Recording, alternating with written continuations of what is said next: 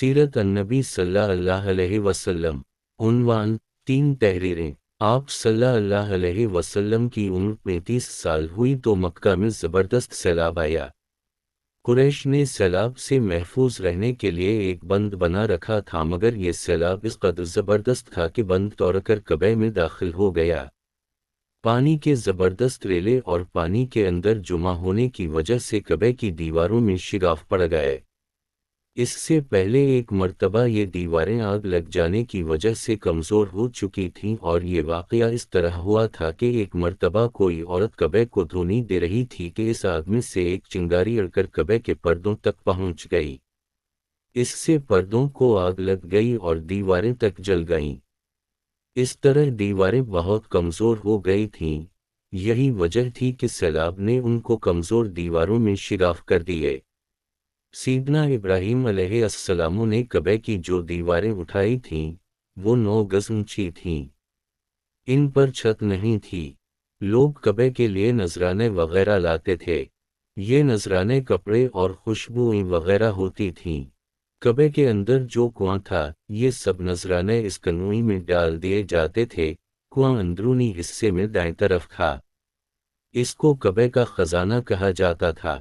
کعبے کے خزانے کو ایک مرتبہ ایک چور نے چرانے کی کوشش کی، چور کنویں ہی میں مر گیا۔ اس کے بعد اللہ تعالی نے اس کی حفاظت کے لیے ایک سانپ کو مقرر کر دیا۔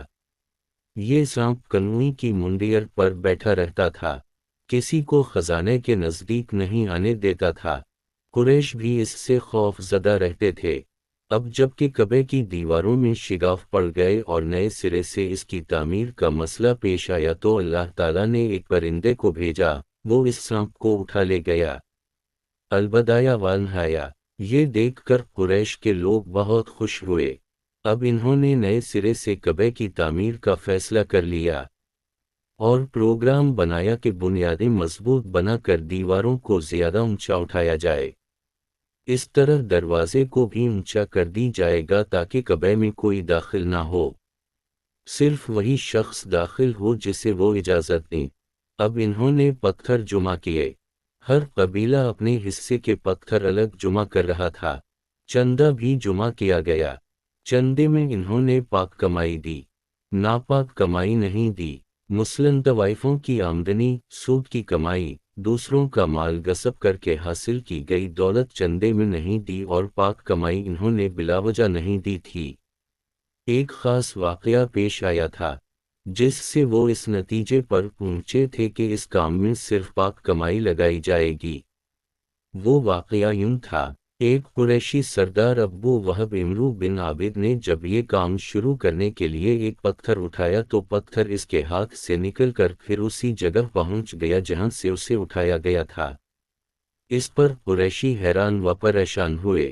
آخر خود وہب کھڑا ہوا اور بولا، اے گروہ قریش، کعبے کی بنیادوں میں سوائے پاک مال کے کوئی دوسرا مال شامل مت کرنا۔ بیت اللہ کی تعمیر میں کسی بدکار عورت کی کمائی، سود کی کمائی یا زبردستی حاصل کی گئی دولت ہرگز شامل نہ کرنا۔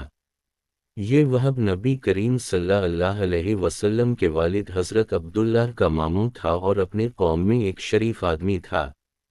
جب قریش کے لوگ خانہ کعبہ کی تعمیر کے لیے پتھر ڈھو رہے تھے تو ان کے ساتھ نبی کریم صلی اللہ علیہ وسلم بھی پتھر ڈھونے میں شریک تھے۔ آپ پتھر اپنی گردن پر رکھ کر لا رہے تھے۔ تعمیر شروع کرنے سے پہلے قریش کے لوگوں نے خوف محسوس کیا کہ دیواریں گرانے سے کہیں ان پر کوئی مصیبت نہ نازل ہو جائے۔ آخر ایک سردار ولید بن مغیرہ نے کہا، کعبہ کی دیواریں گرانے سے تمہارا ارادہ اصلاح اور مرمت کا ہے یا اس کو خراب کرنے کا؟ جواب میں لوگوں نے کہا، ظاہر ہے ہم تو مرمت اور اصلاح چاہتے ہیں۔ یہ سن کر ولید نے کہا، تب پھر سمجھ لو اللہ تعالیٰ اصلاح کرنے والوں کو برباد نہیں کرتا۔ فرولیدی نے گرانے کے کام کی ابتدا کی، لیکن اس نے بھی صرف ایک حصہ ہی گرایا تاکہ معلوم ہو جائے کہ ان پر کوئی تباہی تو نہیں آتی۔ جب وہ رات خیریت سے گزر گئی، تب دوسرے دن سب لوگ اس کے ساتھ شریک ہو گئے اور پوری عمارت گرا دی، یہاں تک کہ اس کی بنیاد تک پہنچ گئے۔ یہ بنیاد ابراہیم علیہ السلام کے ہاتھ کی رکھی ہوا تھی۔ حضرت ابراہیم علیہ السلام نے بنیادوں میں سبز رنگ کے پتھر رکھے تھے۔ یہ پتھر ان کے کوہان کی طرح کے تھے اور ایک دوسرے سے جڑے ہوئے تھے۔ ان لوگوں کے لیے ان کو توڑنا بہت مشکل کام ثابت ہوا۔ دائیں کونے کے نیچے سے قریش کو ایک تحریر ملی۔ وہ تحریر سریانی زبان میں لکھی ہوئی تھی۔ انہیں سریانی زبان نہیں آتی تھی۔ آخر ایک یہودی کو تلاش کر کے لایا گیا۔ اس نے وہ تحریر پڑھ کر انہیں سنائی۔ تحریر یہ تھی: میں اللہ ہوں، مکہ کا مالک، جسکو میں نے اس دن پیدا کیا جس دن میں نے آسمانوں اور زمین کو پیدا کیا، جس دن میں نے سورج اور چاند بنائے۔ میں نے اس کو یعنی مکہ کو 7 فرشتوں کے ذریعہ گھیر دیا ہے۔ اس کی عظمت اس وقت تک ختم نہیں ہوگی جب تک کہ اس کے دونوں طرف پہاڑ موجود ہیں۔ ان پہاڑوں سے مراد ایک تو ابو قیس پہاڑ ہے جو کہ صفا پہاڑی کے سامنے ہے، اور دوسرا قیقیان پہاڑ ہے جو مکہ کے قریب ہے اور جس کا رخ ابو قیس پہاڑ کی طرف ہے۔ اور یہ شہر اپنے باشندوں کے لیے پانی اور دودھ کے لحاظ سے بہت بابرکت اور نفع والا ہے۔ یہ پہلی تحریر تھی۔ دوسری مقام ابرام سے ملی۔ اس میں لکھا تھا: مکہ اللہ تعالیٰ کا محترم اور معظم شہر ہے۔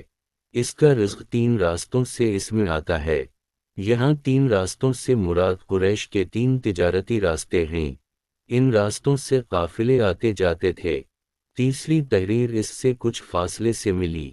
اس میں لکھا تھا: جو بھلائی بوئے گا لوگ اس پر رشک کریں گے، یعنی اس جیسا بننے کی کوشش کریں گے، اور جو شخص رسوئی بوئے گا وہ رسوئی اور ندامت پائے گا۔ تم برائیاں کر کے بھلائی کی آس لگاتے ہو، ہاں یہ ایسا ہی ہے جیسے کیکر یعنی کانٹے دار درخت میں کوئی انگور تلاش کرے۔ یہ تحریر کعبہ کے اندر پتھر پر کھدی ہوئی ملی۔ کعبہ کی تعمیر کے سلسلے میں قریش کو پتھروں کے علاوہ لکڑی کی بھی ضرورت تھی۔ چھت اور دیواروں میں لکڑی کی ضرورت تھی۔ لکڑی کا مسئلہ اس طرح حل ہوا کہ ایک جہاز عرب کے ساحل سے آ کر ٹکرا گئی۔ آج اس مقام کو جدہ کا ساحل کہا جاتا ہے۔ پہلے یہ مکہ کا ساحل کہلاتا تھا، اس لیے کہ مکہ کا قریب ترین ساحل یہی تھا۔ ساحل سے ٹکرا کر جہاز ٹوٹ گیا۔ وہ جہاز کسی رومی تاجر کا تھا۔ اس جہاز میں شاہ روم کے لیے سنگ مرمر، لکڑی اور لوہے کا سامان لے جایا جا رہا تھا۔ قریش کو اس جہاز کے بارے میں پتہ چلا تو یہ لوگ وہاں پہنچے اور ان لوگوں سے لکڑی خرید لی۔ اس طرح چھت کی تعمیر میں اس لکڑی کو استعمال کیا گیا۔ آخر خانہ کعبہ کی تعمیر کا کام حجر اسود تک پہنچ گیا۔ اب یہاں ایک نیا مسئلہ پیدا ہو گیا۔ سوال یہ پیدا ہوا کہ حجر اسود کون ٹھاکر اس کی جگہ پر رکھے گا؟ ہر قبیلہ یہ فضیلت خود حاصل کرنا چاہتا تھا۔ یہ جھگڑا اس حد تک بڑھا کہ مرنے مارنے تک نوبت آ گئی۔ لوگ ایک دوسرے کو قتل کرنے پر تل گئے۔